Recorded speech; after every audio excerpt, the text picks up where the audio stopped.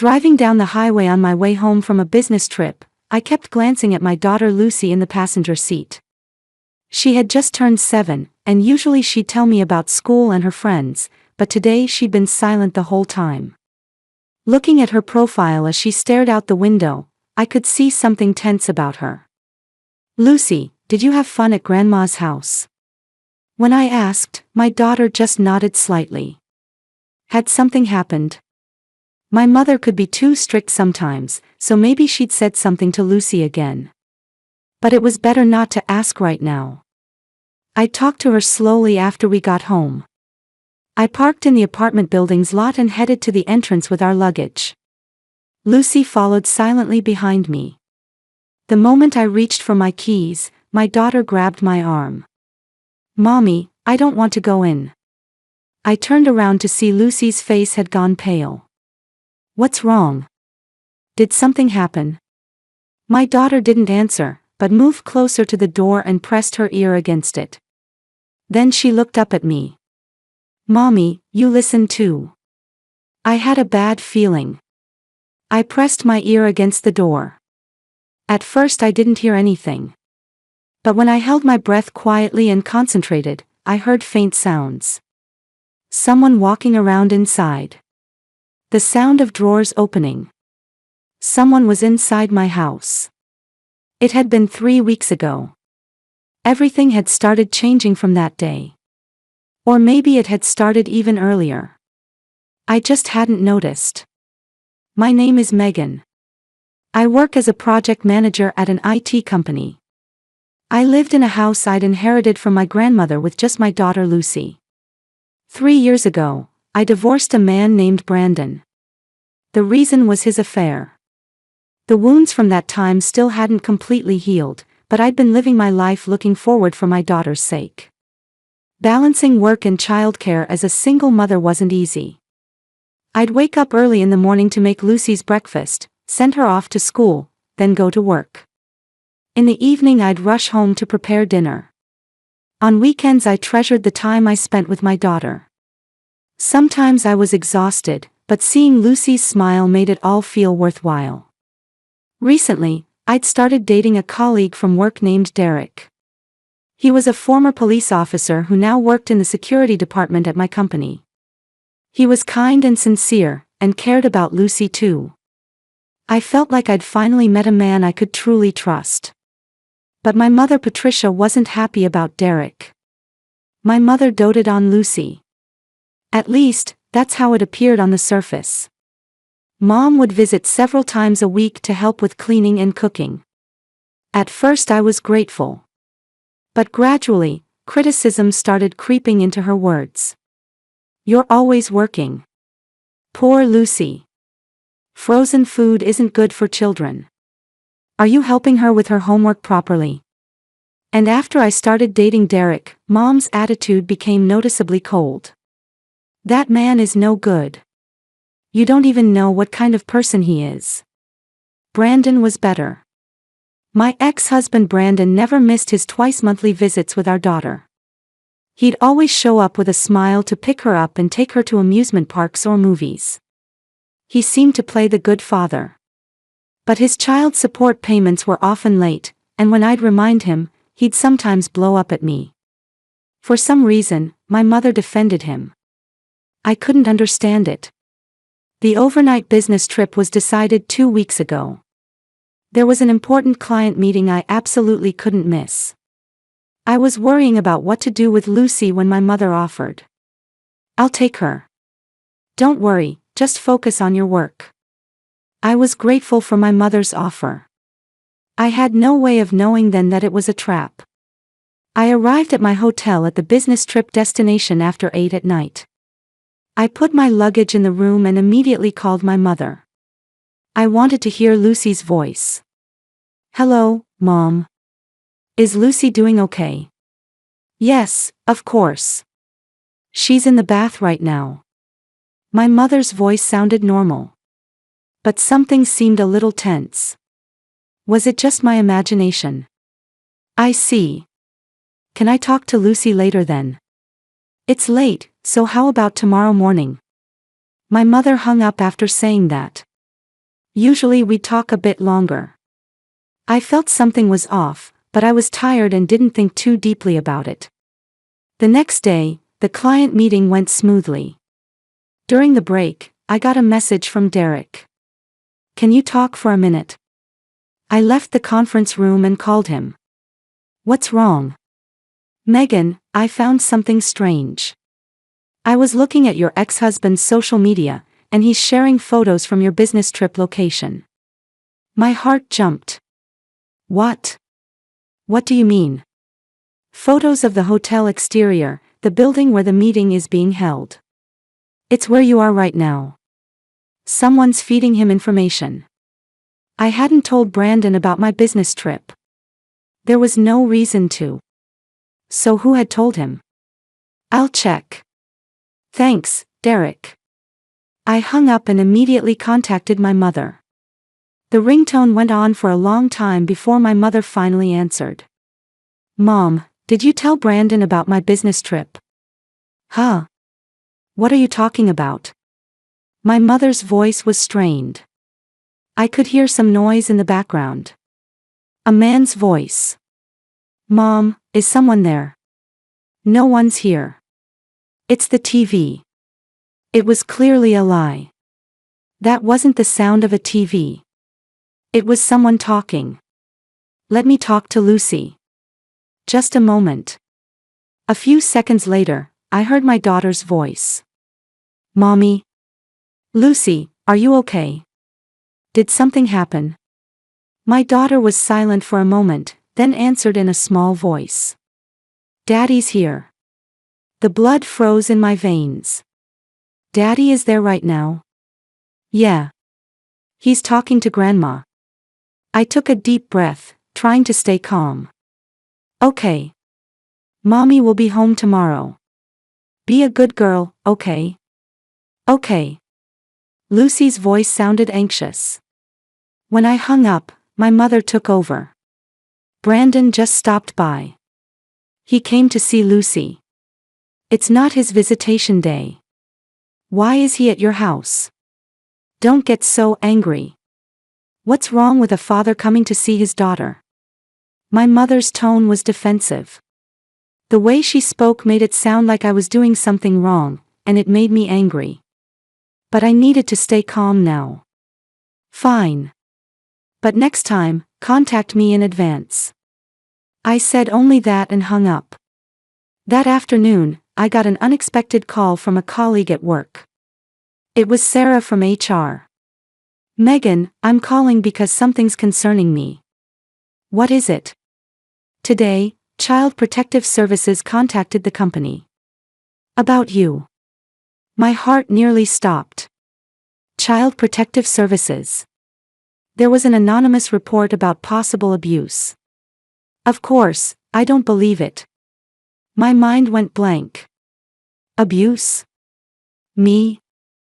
Who would tell such a lie? What did they say? They wouldn't give details, but they said they want to investigate your childcare environment. Are you okay? Do you have any idea who might have done this? None at all. It's someone's harassment. But in my heart, I already had a sense of who would do something like this. Brandon or my mother. Or both of them. After hanging up, I couldn't concentrate on the meeting. I was so worried about Lucy.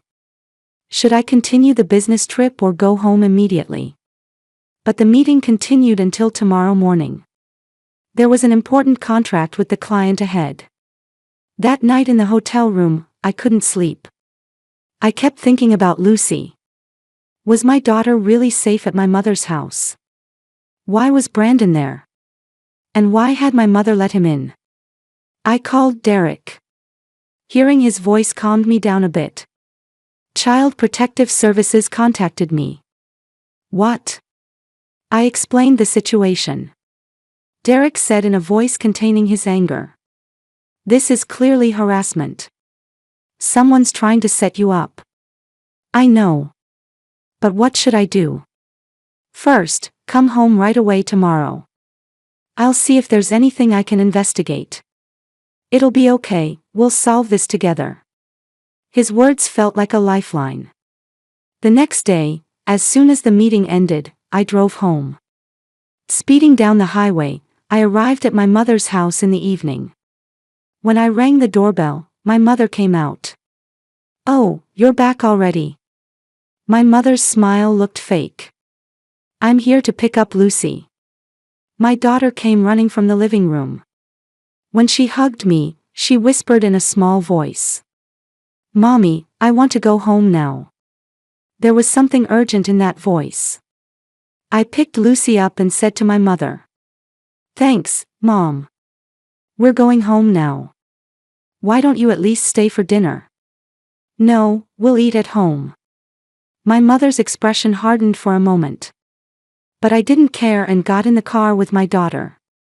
In the car, Lucy seemed a bit relieved. But she was still quiet. "Did something happen at Grandma's house?" My daughter shook her head. But her eyes looked like they were hiding something. On the drive home, my anxiety kept growing. In front of the entrance door, I stood frozen. With my ear pressed against the door, I could definitely hear sounds. Footsteps, the sound of drawers opening, the sense of someone searching for something. Someone was inside my house. I took Lucy's hand and quietly moved away from the door. We went down the stairs and back to the car in the parking lot. I put my daughter in the back seat and with shaking hands took out my cell phone and dialed 911. When I explained the situation, the operator said in a calm voice, "We're sending a patrol car. Do not go inside under any circumstances. Wait in a safe place." I held Lucy in the car. My daughter wasn't crying, but her body was trembling slightly. "It's okay, Lucy. The police are coming." How long did we wait? 5 minutes felt like an hour. Finally the sound of sirens approached and 2 patrol cars arrived. A police officer approached the car. "Are you the one who called?" "Yes." "There's someone inside." "Understood. Please wait here." The officers headed toward the door. One of them pressed the intercom. "Police. Please open the door." There was no response for a while. When the officer called out again, finally a voice came from inside. "I'm opening it now." The moment the door opened, I gasped. Standing there was Brandon. My ex-husband looked at the police officers and made an exaggeratedly surprised expression. "What's wrong, officers? Who are you? Do you live in this house?" "No, it's my ex-wife's house. I just came to return a key." I got out of the car and rushed over to the officers. "This is my ex-husband. But he has no right to be here. We've been divorced for 3 years." Brandon looked at me and gave a gentle smile. That smile sent chills down my spine. "Megan, it's a misunderstanding. I made a spare key while you were away, so I came to return it." "You made a spare key? Who gave you permission?" "Your mother said it was for emergencies." That was a lie. My mother wouldn't do something like that. Or would she? Considering my mother's recent attitude, it wasn't impossible. The officer said, "Let me check inside the house." Brandon reluctantly stepped aside. The officers entered the house, and I followed with Lucy.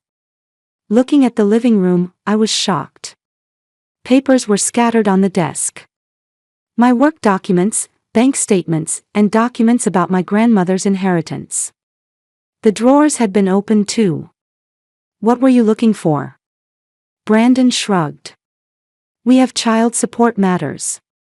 I just wanted to confirm how much you're earning." "That's breaking and entering." One officer began questioning Brandon. The other officer was examining the house. Then Lucy said in a small voice, "Mommy, look." My daughter pointed to the bedroom. I took Lucy's hand and entered the bedroom.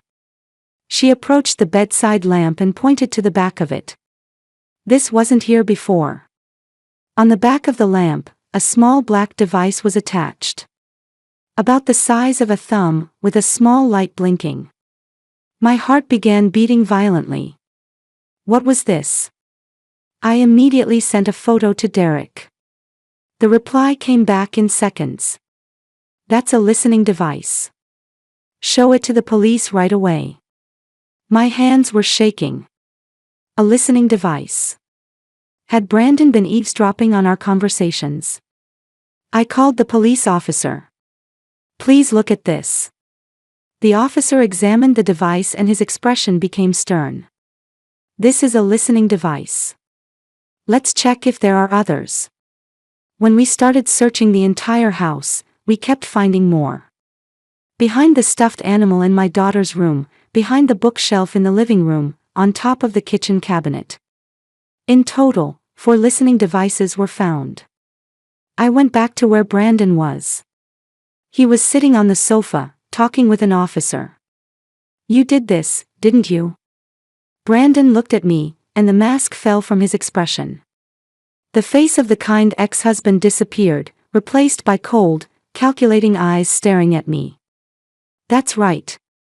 She's my daughter. I have a right to know what's going on. Right? What right do you have? I can't leave her with a mother like you. He tried to stand up, but the officer restrained him. Still, he continued speaking. You're always working, neglecting our daughter. On top of that, you bring some unknown man into the house. I have recordings of everything you and that man do together. I'll use them in court. Lucy started crying. My daughter's voice was small and trembling. Daddy, stop. Brandon looked at his daughter, but there wasn't a trace of affection in his eyes. Just the cold gaze of someone looking at a possession. Be quiet, Lucy. This is adult business. I held my daughter tight. Lucy's body was shaking. Brandon glared at me and said, I'm getting custody.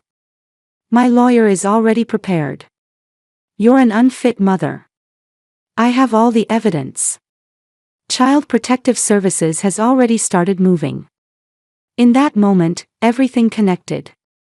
The report to Child Protective Services. Brandon being at my mother's house. My mother defending him. And the listening devices. Is Mom involved in this too? Brandon didn't answer, but his silence was the answer. The officer said, Brandon Morrison, you're under arrest for breaking and entering and stalking. You have the right to remain silent. Anything you say can be used against you in court. As he was handcuffed, Brandon kept glaring at me. Don't think this is over, Megan. I won't give up until I take your daughter away from you. The officers took him away. I heard the patrol car door close. Silence returned to the house. I sat down right there and held Lucy tightly. My daughter was crying against my chest. I'm sorry, Lucy. I'm sorry you had to be scared. It's not your fault, Mommy. My daughter's small voice squeezed my heart. One of the officers spoke to me. We'll seize the listening devices as evidence. We'll come tomorrow to get a detailed statement, so please rest for today. You should have your door locks changed tonight. After the officers left, I called Derek. He came right away. That night, we called a locksmith and changed all the locks. After putting my daughter to bed, I sat in the living room facing Derek. Mom is involved. I'm sure of it. Derek nodded. We'll investigate thoroughly tomorrow. You should rest tonight. But I couldn't sleep. My mother was conspiring with Brandon to take my daughter away from me. Why did my mother hate me? I was afraid to know the answer. The next morning, Derek took the listening devices to an expert. After sending Lucy to school, I called a lawyer. I needed to consult about how to handle this legally. In the afternoon, Derek called. Megan, can you meet right away? I found out something serious. We met at a nearby cafe. Derek's expression was grave. I had the listening devices analyzed. They traced where the data was being sent. To Brandon, right? That's not all. Derek took out a tablet and showed me the screen. 2 phone numbers were displayed. One is Brandon's number. The other is. I looked at the screen and stopped breathing. Mom's number. My mind went blank. My mother was involved in the eavesdropping. Not just as a collaborator, but actively participating. What does this mean? Why would Mom? We need to find out. I stood up. I had to see my mother right now and get the truth from her. I arrived at my mother's house in the evening. When I rang the bell, my mother opened the door with her usual smile. "Oh, Megan. What brings you here? We need to talk. Can I come in?" Led into the living room, we sat facing each other. My mother tried to make tea, but I stopped her. "Mom, you knew about the listening devices, didn't you?" The color drained from my mother's face. "What are you talking about?" "The data from the listening devices was being sent not just to Brandon, but to your phone too. A technician confirmed it." My mother was silent for a few seconds. Then she sighed deeply and put down her teacup. "Yes. I knew." My mother's words, admitting it so easily, left me speechless. "Why?" "For your sake. For my sake. Eavesdropping on me and Lucy is for my sake." My mother looked straight at me. In those eyes was a coldness I'd never seen before. "You're not suited to be a mother, Megan." My chest hurt. I never thought I'd hear such words from my own mother. "You're always working, Lucy is all alone. On top of that, you bring in a man like that. Don't you think Lucy is pitiful? Derek is a good man. Lucy is starting to like him. You don't understand. Children need a stable home. A proper home with a father and mother. Brandon cheated on me. Did you forget that?" My mother shook her head. "People change. He's married to a proper woman now and trying to start over." With those words, a new question arose. "Married? Brandon got married?" "That's right. He married the woman he was dating after you. She's a wonderful person. He married his former affair partner." My mother knew this. How long had she known? "Mom, have you been in contact with this woman?" My mother hesitated a moment before answering. "Yes. She consulted with me. She wants children but has physical difficulties." Everything connected. The terrible truth began to reveal itself before me. "Don't tell me. You were planning to give Lucy to that woman?" My mother didn't answer. That silence was affirmation. "I can't believe this. You were going to give your own granddaughter to a stranger." "She's not a stranger. Brandon is the father. And his wife will be the mother. Lucy will grow up in their love. In a much better environment than with you." I stood up. My body shook with anger and sadness. "That's not all, is it? There must be another reason." My mother turned her face away. "Mom, tell me everything." After a long silence, my mother spoke. "Grandma's inheritance." "The inheritance?" "The house you inherited. That should have been mine originally. But Grandma left everything to you." There was resentment seeping through my mother's voice. "If you remarry, that house might become Derek's too. I can't allow that. So you tried to destroy my relationship with Derek?" "Yes. I made the report to Child Protective Services too." My heart pounded violently. "What did you say?" "That Derek has a criminal record and is violent toward Lucy." Of course, it was all lies. "But if an investigation started, you'd be upset. I thought that would ruin your relationship." I looked at my mother. Was this person really my mother? The person who raised me? The person before me seemed like an unknown monster. I don't consider you my mother anymore. My mother stood up. Megan, wait. I don't want to hear anything more. I'll contact you through my lawyer. I left the house. I got in the car and couldn't move for a while. Tears overflowed. My chest felt like it would burst with the sadness of losing my mother and the anger of being betrayed. Derek rushed over. He said nothing, just held me. The next day, I met with a lawyer. I submitted all the evidence and began preparing to sue Brandon and my mother. Breaking and entering, stalking, eavesdropping, false reporting, attempted inheritance fraud. Derek used his connections as a former police officer to gather more evidence.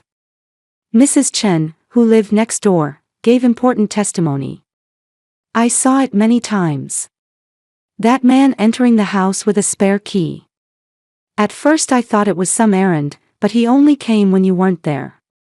Mrs. Chen was a kind 65-year-old woman who had looked after us since we moved in. Her testimony was decisive. The lawyer said, "With this much evidence, we'll win. We can get a restraining order too." The police also began a full investigation. When they searched Brandon's house, they found a hard drive storing recorded data. Conversations between me and Derek, conversations with Lucy, everything was recorded. Similar data was found at my mother's house. Furthermore, emails exchanged between my mother and Brandon's wife were seized as evidence. Detailed plans for taking custody of Lucy were written there. Legal proceedings began. Brandon hired a lawyer and resisted, but couldn't say anything in the face of the evidence. My mother initially tried to deny everything, but when confronted with the emails and the listening device transmission records, she gave up. A few weeks later, the verdict came down. Brandon was convicted of breaking and entering and stalking. A restraining order was issued, and his visitation rights with Lucy were revoked. My mother was charged with false reporting and attempted inheritance fraud. Although it didn't reach a guilty verdict, she received probation.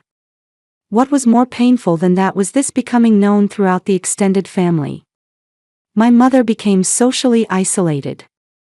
On the day the verdict came down, my mother came to me crying. "Forgive me, Megan. Please." I looked at my mother. The trace of the mother I once loved was no longer there. "You're not my mother. Never come near us again." My mother left crying. That was the last time I saw my mother. Half a year has passed since then. Brandon finished his sentence and was released, but the restraining order continued. His wife filed for divorce after learning about the incident.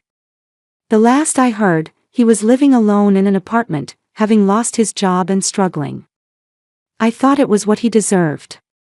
My mother was completely isolated from the family. The false report became known throughout the extended family, and no one contacted her anymore. Sometimes apology letters arrived, but I never once opened them. I forwarded them all to my lawyer to keep as evidence in case she was planning something again. Our life gradually regained its peace. In the house I inherited from my grandmother, Lucy and I live quietly together. In the morning I make breakfast with my daughter and send her off to school. When I come home from work, Lucy happily tells me about what happened today. Her smile has returned, like before. My relationship with Derek was going well too.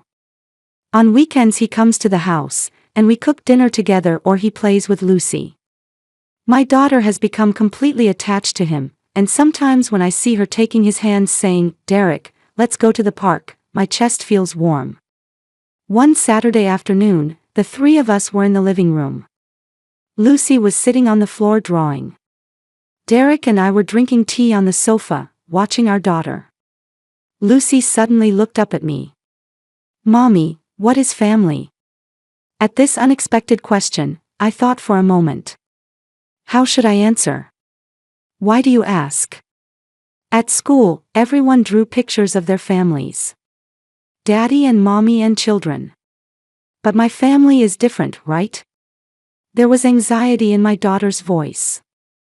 I got down from the sofa and sat next to Lucy. Family isn't just about blood relations. Then what? People you want to be with. People who want to protect you, who want to cherish you. That's family. Lucy tilted her head as if thinking. Grandma is connected by blood, but she's not family. That question pained my chest. But I couldn't lie. Grandma didn't cherish us. So she's not family anymore. Lucy nodded. Then she looked at Derek. So is Derek family? Derek smiled gently. That's for you to decide, Lucy. My daughter thought for a moment, then nodded vigorously. Derek is family. I want to be with him. I desperately held back tears. Derek squeezed my hand. In the evening, after putting Lucy to bed, I stood alone in the living room. I gently pressed my ear against the entrance door. I heard nothing. No sounds, no footsteps, no sense of anyone's presence. Just a quiet, peaceful night. The sounds I heard from beyond this door that day. That changed my life. It exposed terrible truths. I lost someone dear, and I found what was truly precious. The sadness of losing my mother still remains deep in my heart. But there was more that I gained. Protecting my family with my own strength. Discerning who I can truly trust. And that there are things more important than blood relations. Looking out the window, Derek's car was still parked in the lot.